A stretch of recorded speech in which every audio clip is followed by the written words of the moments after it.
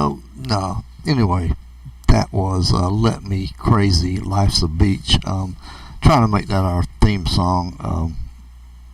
Anyway, this is my newer show. I had to go find out what I called it. Forgot from last week. You're welcome to Bill Scoggins' Final Underground 78 33 45. This week, I'll focus our show away from the beginner starter thing we talked about last week, or last time we were together. We talked about the beginner starter pile, and I got some nice comments from some people. Some people thought we would throw in maybe some Peter Frampton, and I got thinking about that, and yeah, while Peter Frampton did have a big selling album in 1976, everybody seemed to have a copy of that double album, Frampton Comes Alive, and I admit I never had one. I just didn't buy all the hoopla. But anyway, looking back on him, I think we would be better served if we look back on him a little bit when he was with other bands. Maybe not as a solo artist, and maybe bought. There's one essential album in that I'll go back to. That is, and I forgot it, Humble Pie, Smoking. You need to get a copy of Humble Pie, Smoking. And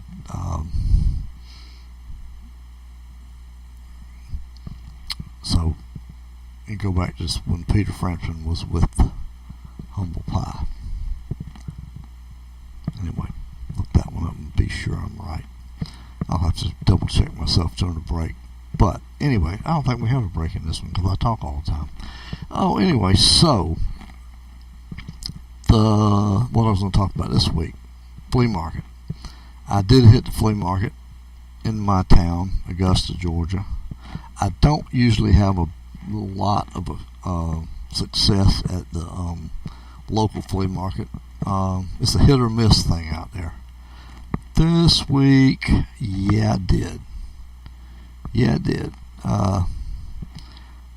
What did we bring home? Well, I brought home 38 singles, 45s. I bought them anyway. We'll talk about them in a minute. And I got 3 Beatles albums. Now they were admittedly toward the trash side. They were not in. Now the covers were not in good shape. I bought Rubber Soul, which all the albums were in mono. I got them basically for the vinyl. I got 3 for $25, and you go, oh well, what'd you buy them trash covers for? Well, this Rubber Soul album, the cover just, I'm sitting there looking at it, and the cover just fell apart. So I'm not terribly worried about that. I really didn't pay but $5 for this Rubber Soul, and its cover's fixing to be a wall hanging. But I got a good mono copy. Not great, but playable, enjoyable. That'll be an enjoyable record. Bought a copy of the Beatles, Yesterday and Today. A good mono copy. And the vinyl's great. The cover's shit. And unfortunately, Ringo does not see his shadow on this one. Now, if you're not into Beatles,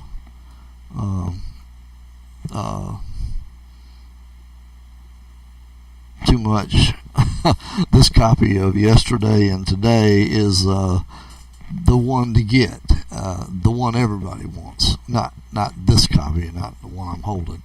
And what I said about Ringo not seeing his shadow is sort of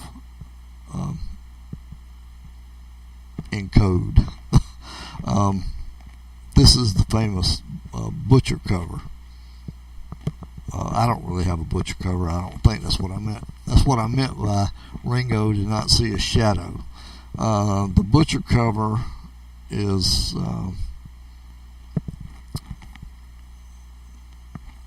one that came out. This album came out in 1966, and for all of you who know, the Beatles took a picture of. They took a series of pictures. They were taking pictures with a photographer, and I'd have to read up on it exactly. I'm not 100% sure because I'm not that far up in the Beatles lore, but I think they were taking pictures. They were taking these pictures as part of an art project. I don't know if the intention was to use this picture for this album specifically. I don't know that.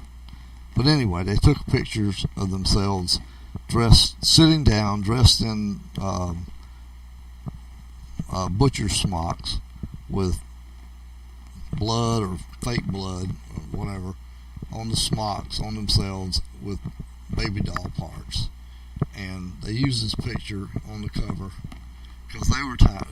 The rumor was they were tired of, the Beatles were tired of, the United States record companies butchering their albums when they came out from the UK records were different than the United States records, and that was because so many of these companies,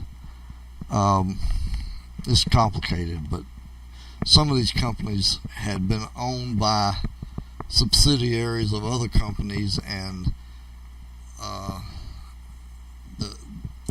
this is an example. If you've got a copy of the early Beatles record, came out in 1966, I believe, 65, I believe.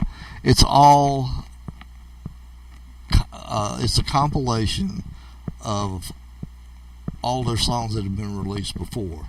And this is the kind of stuff they were getting tired of. They were getting tired of U.S. companies doing stuff like this. If you look in their discography, they have tons of this that went on. I mean, they were getting, the U.S. companies were just putting songs on vinyl and releasing it under their name. So they, in protest, released the album Yesterday and Today with the Butcher cover. Well, that didn't look good, so they withdrew it. And so many copies of this thing got out, and Capitol didn't like it, and so they pulled the record back and they pasted over a copy of the Beatles sitting here all nicely sitting on a trunk, and Paul's inside the trunk and Ringo's standing over here with his nice coat on, and over by his elbow there's the title, The Beatles Yesterday and Today, and there's a great big white space. Well, when they put the paste on, they pasted over the Butcher cover. If you look over by Ringo's elbow, if you have a paste over, you can supposedly see his shadow underneath the paste over. And I look at mine, that's what I made a joke about. I don't see a shadow. So I don't think I have a paste over. I don't think I have a second, what they call a second state Beatles cover there. I think I just have a fairly good copy of the Beatles Yesterday and Today. So that's what I got. I got a copy of the early Beatles, which is just a compilation. It's not a studio album. It's one that Capitol put out with everything that had ever been released before. I mean, like Love Me Do, Twist and Shout, Do You Want to Know a Secret, and then doing, P.S. I Love You, and then them doing a bunch of covers by Burt Bacharach and God knows who else on there. So that's that. That's what I got. 3 Beatles records and fairly good vinyl, but not good covers. So let's see, where did I put the rest of the? Here's the rest of the story. All right, so how much more time? Oh, we got a lot of time. So I bought 38 45s, and I'm sad to tell you that I had to One of the records in there was a Jack Scott on Groove, and I'm sad to say I had to throw it away because it was in such bad shape. It had somebody had put it too close to a fire, I guess, or a heat source, and it got a bad heat mark on it and was unplayable. So Jack Scott on Groove went right in the trash can, sadly to say. John D. Loudermilk, Tobacco Road on Columbia went in the trash too because it was just too bad a shape. So I lost or threw away 14 that were just complete trash. Either because they were brought them home and they were crappy songs, or for some other reason they were damaged or too bad, or whatever, or I made a bad decision on them. So I ended up keeping, what did I say it was? I lost 14 right off the bat, so that left me with, I got to subtract here, 24, yeah. And I think I ended up going through, let's see, I think I ended up with 22, so I must have thrown 2 more out just by going through and trashing them. Okay, so what did I end up with? I ended up with a copy of the Beatles' Let It Be. It's got, the vinyl's not in great shape, but I kept it because there's a misprint of the song on the B-side, and the way the song is supposed to read "You know my name, look up the number," and what the song reads on mine is "You know my name, look up my number." So I think they're I don't know, they're worth something for that misprint, I think, but I don't know if mine is worth shit. It's got a few scuffs on it. I think it might be playable, and it might be, I don't know, I'd have to look at it closer. It got a really nice bad finger. Come and get it. Of course, that's pretty common, but you should never throw away Badfinger. You should never throw away the Beatles. I mean, really. I got a nice copy of Mind Games, U.S. precedent. Pretty common, but I found this really.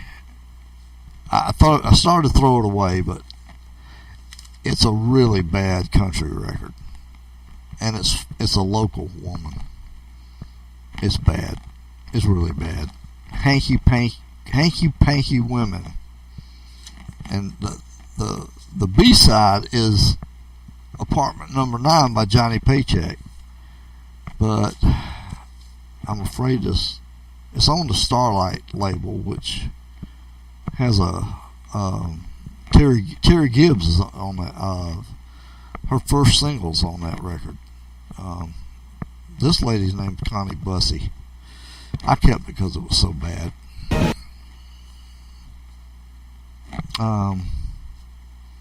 Let's see, what else is there? I got this a couple of things here that were Watergate related. My Fellow Americans by Chris Glendon. I only kept it. It was pretty bad, and the other side sounded like it was going to be cool. It was called The Saga of the Secluded Swamp Monster, but it turned out to be just a disappointment. But I kept it. GRC is on GRC label, and GRC is the Mike Thevis enterprise. And if anybody knows anything about crime in Atlanta, Mike Thevis was the head of the crime family in Atlanta during the 70s. He ran porn and prostitution and all that shit. And he also ran a record company too. I don't know why the Mafia was in records. Yeah, that's right, they were in records then. I got Watergate Blues by Tom T. Hall. It's not that great, but it's Tom T. Hall. Let's see, I got a Jackie DeShannon. This Jackie DeShannon's not really that great. It's okay. Mediterranean Sky or It's So Nice. I still got to look that one up. I'm not sure about that.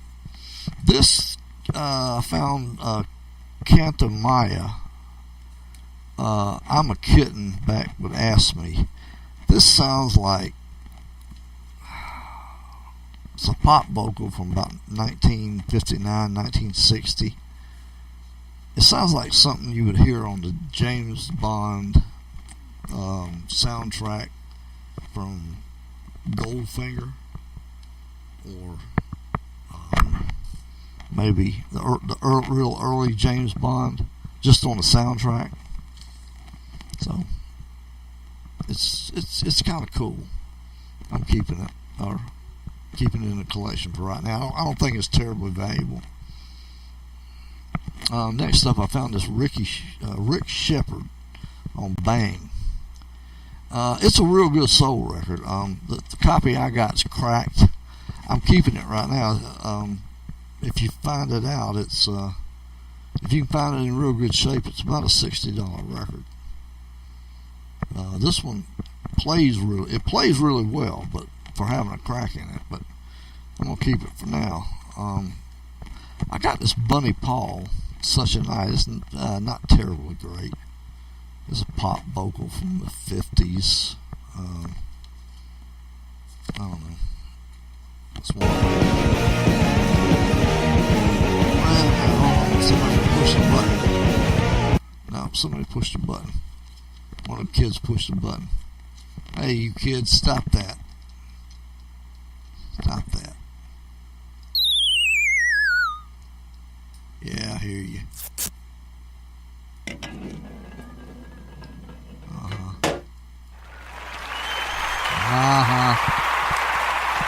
Yeah.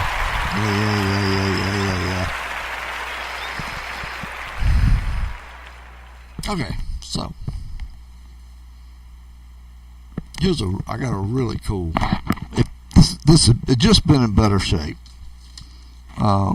Larry Dale on Glover.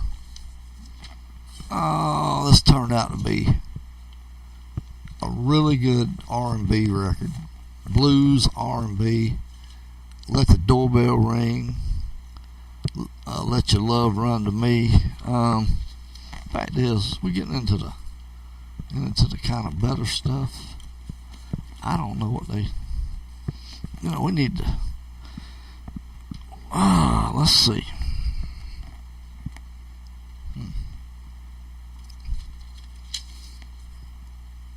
See, I'm getting tired of talking here. If we had a little music in the background, it wouldn't hurt.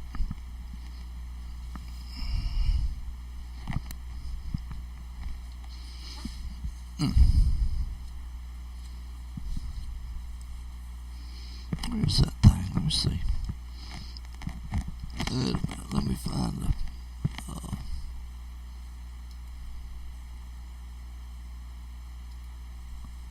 Go do a little switching over here. Oh, that's not it. Hold on. No,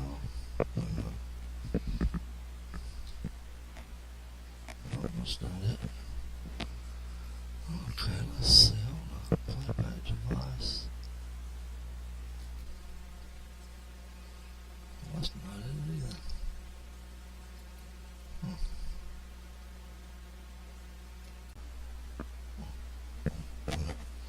I don't know what it is. Y'all have to excuse me just a minute. I'm having a little technical problem.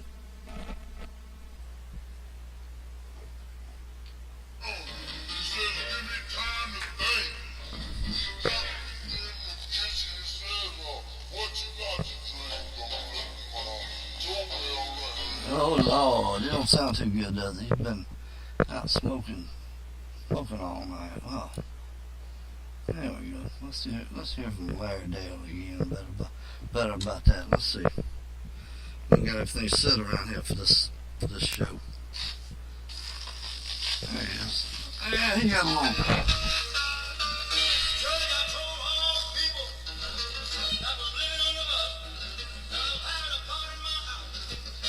There you go.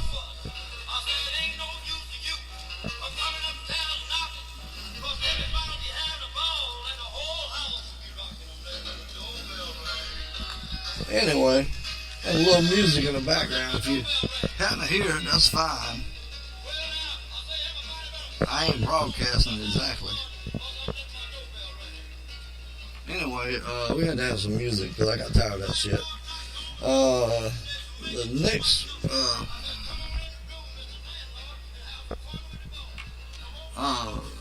the record I'm talking about next is called The Presidents. 10, 15, 20, 25, 30 Years of Love. And that's on Sussex. I picked that up. That's a soul record.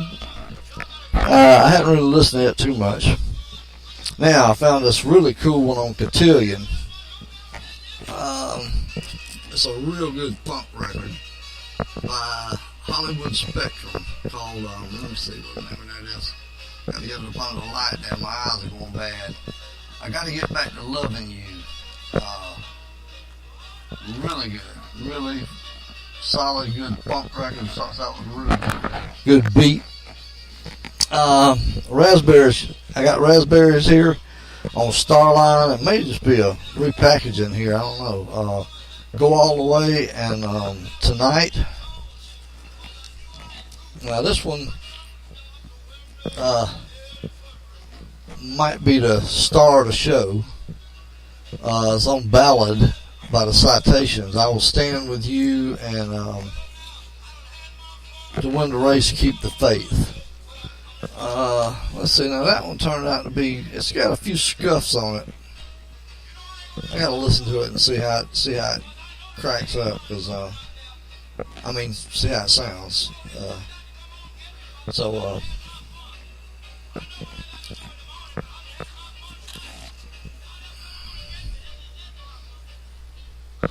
see, we might have to put on, got a really good one called Groove City by Tony Mason.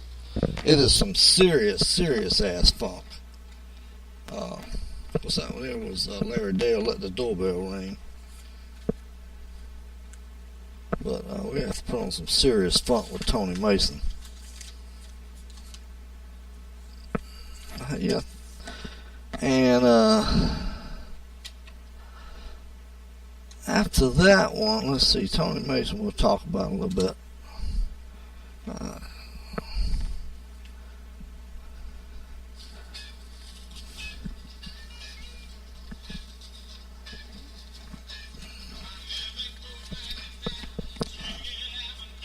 Let's see, I'll pull this one out. Oh, wow.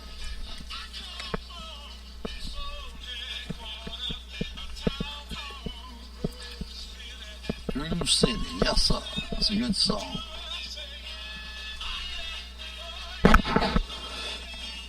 Now I got two songs by E.B. Grieve. Because R.B. Greaves. I'm sorry, R.B. Greaves. And he had that song out, Take a Letter, Maria. And then he had that other one, Always Something There to Remind Me. I think everybody did Always Something There to Remind Me in the 60s. But I like this. I got these two on Atco because it says on this one, they actually talk about the Muscle Shoals Sound Studio. And let's see.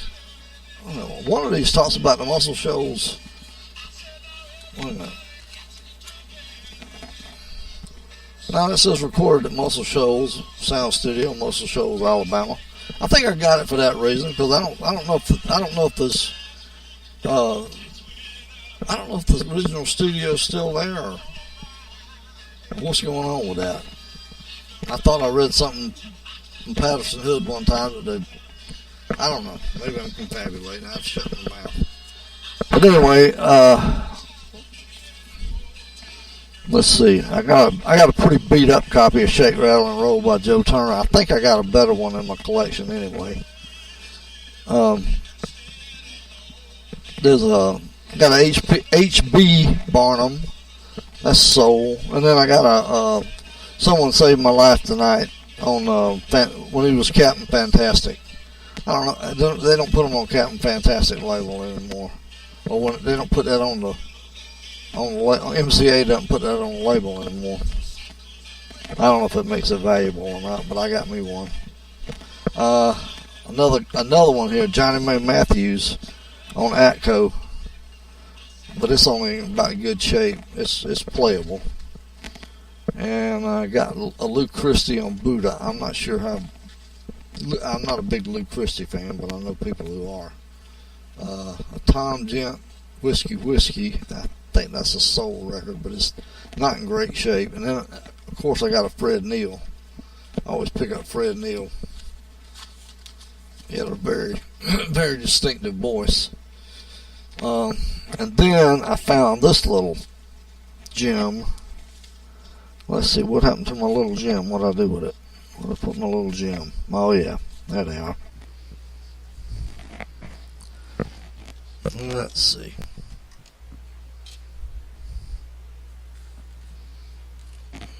Put Tony Mason back up. I really like Groove City. I wish it was in better shape. If I get me a copy like that, I'll be looking for a better copy along the way. Let's see. This is called Ola and the Janglers, and I think they were from Sweden. This is on GNP Crescendo, and they're called Freak Beat.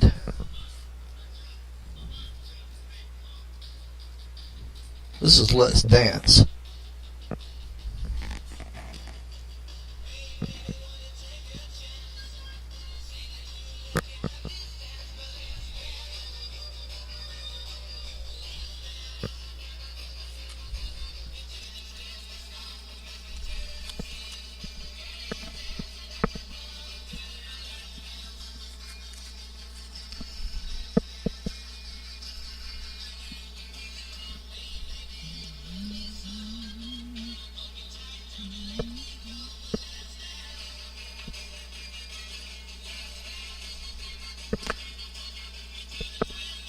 This may have come out in a picture sleeve. I'm not sure. I didn't find a picture sleeve with it. But I went out to the flea market, and I found a bunch of records, and I basically cleaned it out.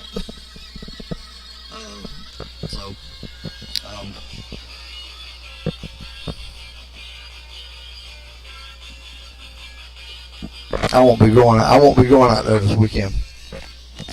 I don't think. I think I'll be heading somewhere else this weekend. I don't know where I'll go. But anyway, this is called Freak Beat, and I've ended up with kind of a collection of this stuff. Just, I don't know how.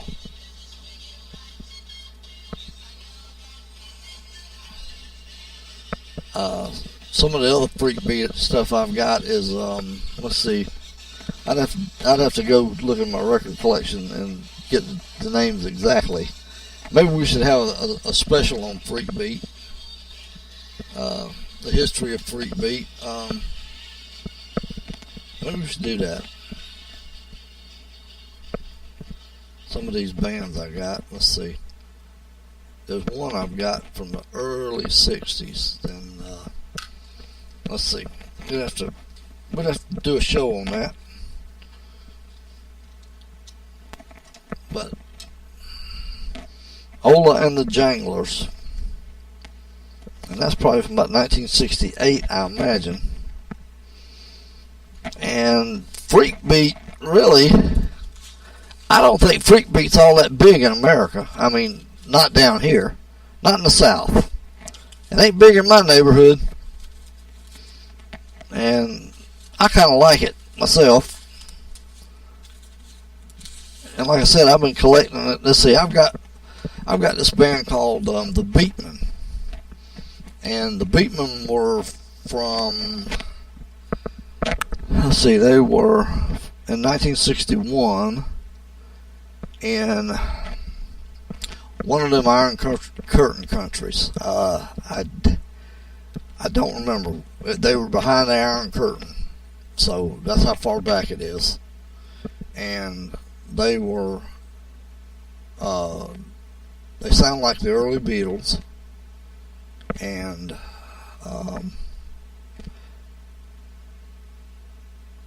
I'd have to go down.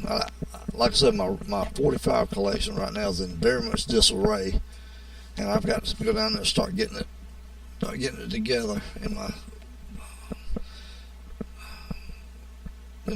I got to go start getting everything. I had a major mess up in 2009. My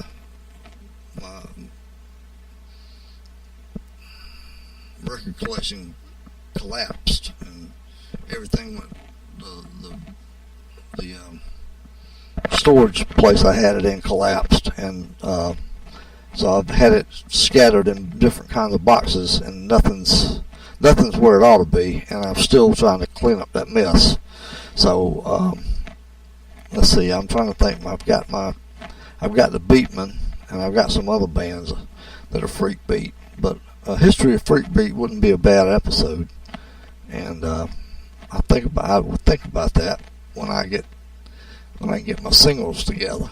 Maybe we could play the Beatman and Ola and the Janglers, and maybe some other stuff, or we could talk about it at least, and maybe get some stuff that sounds like them. Would that be acceptable to these people?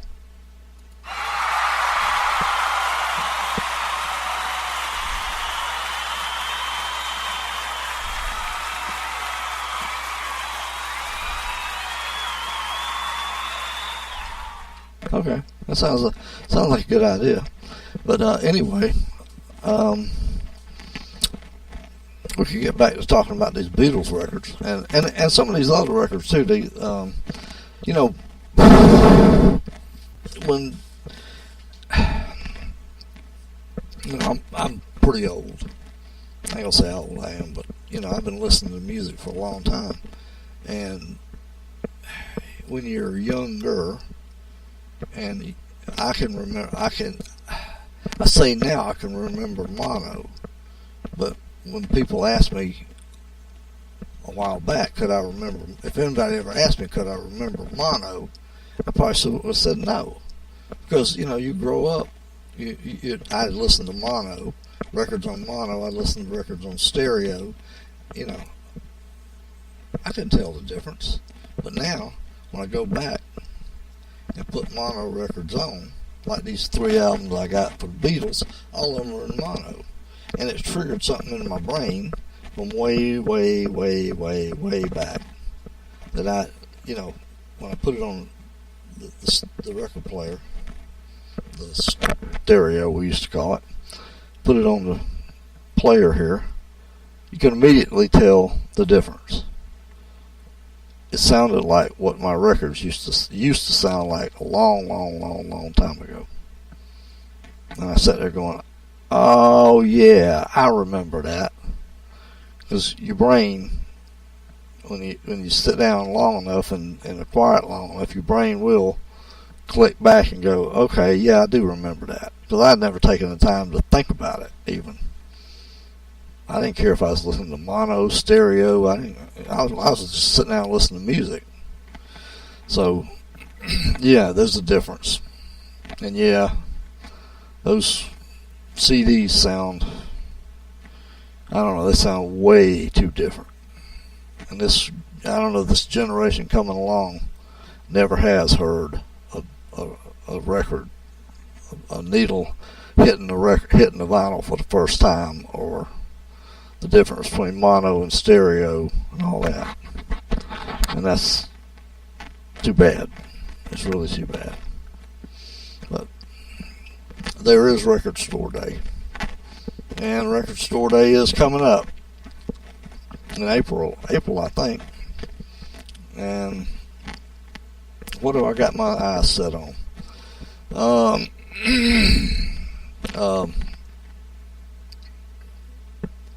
Trout Mask Replicas is being reissued, if I can afford that. There's a Bob Dylan Blood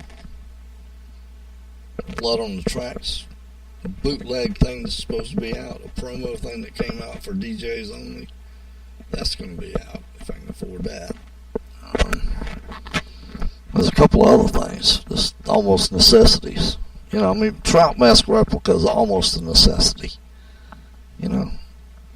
So anyway, I said I was going to talk about Chris Powell and his 5 Blue Flames. I found a 78 of theirs. Apparently, let's see, we got like 8 minutes left. Yeah, something like that, 6 or 8, something like that. 6 minutes left. They were either R&B or rockabilly. Let's see.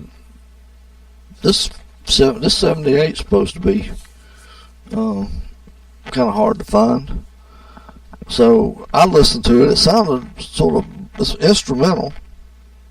It sounded sort of bluesy, kind of R&B, and I never heard of it. I didn't hear any rockabilly in it, but that was me. I don't know what they want to call it. I don't know. But anyway, it was pretty cool. I need to do a little research on that probably too.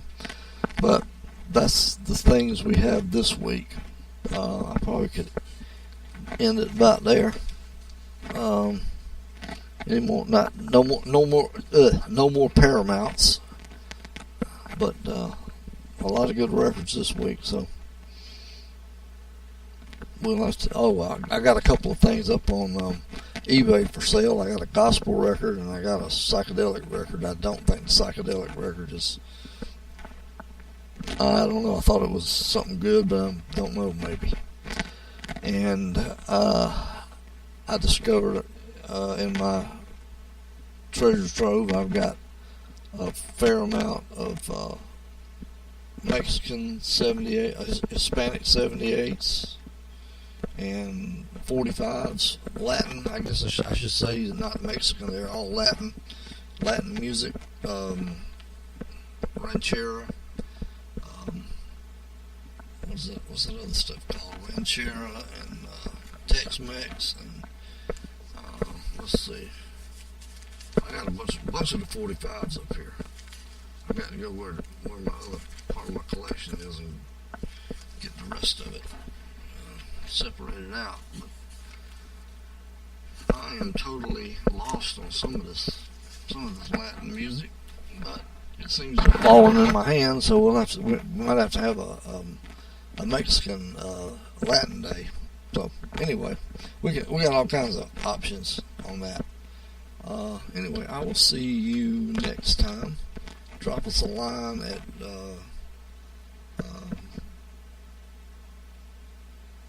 call us at BR549 and drop us a line at Mount Airy, North Carolina,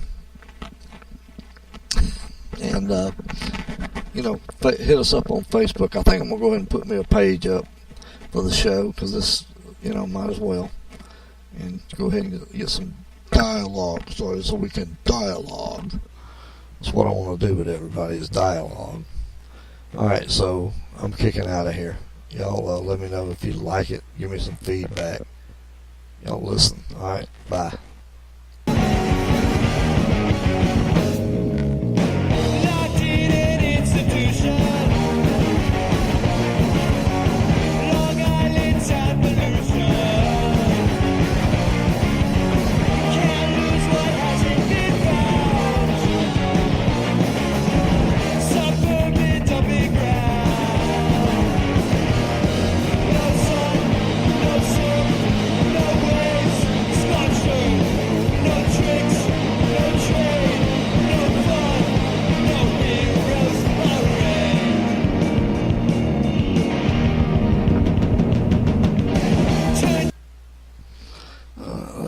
Let's stop. Yeah.